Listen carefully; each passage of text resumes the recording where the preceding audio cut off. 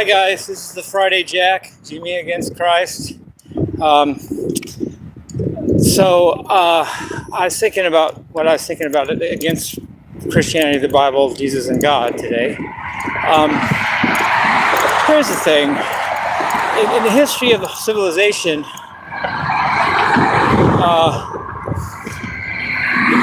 what's considered normal at the time or accepted changes drastically over time in different periods, and yet at any given time, if you're considered crazy or not in the norm at that time, you suffer the same consequence, even though at another time the opposite thing can be crazy or the norm. For instance, in 12 Monkeys, Brad Pitt brings this out in his character. He said, it used to be that if you believed in germs, they thought you were crazy because they didn't think they existed, and now that they know germs exist, now you're considered crazy if you don't believe in germs. If you just walk around and put your hands in the dirt, you're considered a mad person. Crazy, I mean. Well, the similar thing is true with religion, I think. Back in caveman days, if you believed in God, people probably thought you were nuts. People probably thought, no, let's worship a stone. Let's worship a calf. Let's worship our house. Let's worship each other. Let's worship whatever we want to worship. And that was probably considered normal. And if you believed in a God that didn't even exist and you couldn't see, you probably were considered crazy. I'm just guessing. It's probably what I think happened in history. But now that the myth of Christ has done its thing, and there's so many people that believe in God, if you don't worship something that you can't see, i.e. God, and that probably doesn't exist, i.e. God, and you try to worship a rock or a calf or a stone, or what you really want to worship, you're considered crazy. I think that's gross. That shows that it's all relative, and there is no truth. There's no truth to what's normal in a society at any given time. Therefore, just because everybody or lots of people believe in God today does not make it true.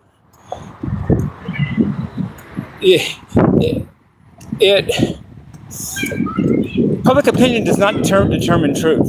Truth is not subject to a vote. Something is either true or it isn't. And I don't believe in God, and I don't serve Him, and I don't, and I have evidence that I'm right. Try to pray for something and see if it really happens. Yet I give things energy. I have a relationship with the universe, and I give things energy, and it really does affect how things turn out. It really does affect things. I have a sense about me, and I have a connection with the universe, and that works. I actually can give something energy, and something happens that might not have happened if I hadn't. But prayer to God never did anything. And the funnier thing than that is we don't even expect it to. If anything happens, we're terrified. We call it a miracle. Oh my God, God heard me. What's going on? I'm so blessed. Well, that's because you didn't think anything was going to happen. Because you know God doesn't exist or doesn't listen to prayers or both. If you really believed in Him, you would expect answers, and if He were really true, then you would get answers. But the fact is, you don't expect the answers. If you do get an answer, you're shocked and considered a miracle, and you don't get answers because if God reacts, it's considered a miracle because it hardly ever happens. So God doesn't help, and you don't believe He's going to help, and yet you pray to Him thinking it's going to help, or telling someone else, or telling yourself that you think it's going to help. And then, at the same token, you tell yourself that there's a God, and because you believe it, and makes you feel good, and there's a God because you want to believe there's a God, or you get something out of the deal.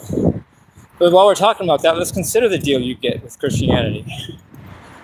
First of all, they call Christianity the good news. First of all, it's not news. It's been around 2,000 years. When have you heard of something called news? It's been here longer than 20 times a man's lifespan, and it's now still considered news. LOL. And now the good part is what's good. Whether it's news or not, what's good about the Christian message? The Christian message is basically, if you do nothing, you go to hell forever. You burn in hell just for being alive, just for being you, just for being born. That's not good it's not good and it's not news. It's been around a long time. It's been around. The whole idea of a fear of afterlife has been around, and it's nothing good about fearing going to hell, which is the ultimate truth of Christianity. If you buy it, that's what you're stuck with. It's not good and it's not news. Now, they say something like, Jesus saves. Well, first of all, which is better? It's rhetorical because I already know the answer. Which is better, to be saved, or if you do this or whatever, or not to have to be saved? Of course, it's better not to have to be saved. The real news of Christianity isn't that you can be saved; it's that you're lost. It's that you're lost by default. That's the actual message. The fact that you may or may not be saved is secondary. It may not apply to you. In fact, it may apply to me or him, but maybe not you. All you really know for sure is you are lost, and without this or this, you are likely to stay that way. And in that case, you're likely to go to hell forever. That's all you really know with God in the Bible. You know, if you believe it, you know there's a hell. You know that you're going there if you don't do something about it, and you don't even know if you're really going to do anything about it. And even if you do, it's not your choice; it's God's choice. He could decide to send you to hell anyway, no matter what you do. Well, that's good news, huh? News that's been around for over 2,000 years, and yet it's good because it's good to think I'm going to hell. Isn't that great? That's got to be good, and it's got to be news because I've never heard of it before, and it's got to be good because I love to burn. I can't wait for that. Thanks for telling me. I didn't know that yesterday. LOL. Yeah, you did. It's been around for 2,000 years, and that's an understatement.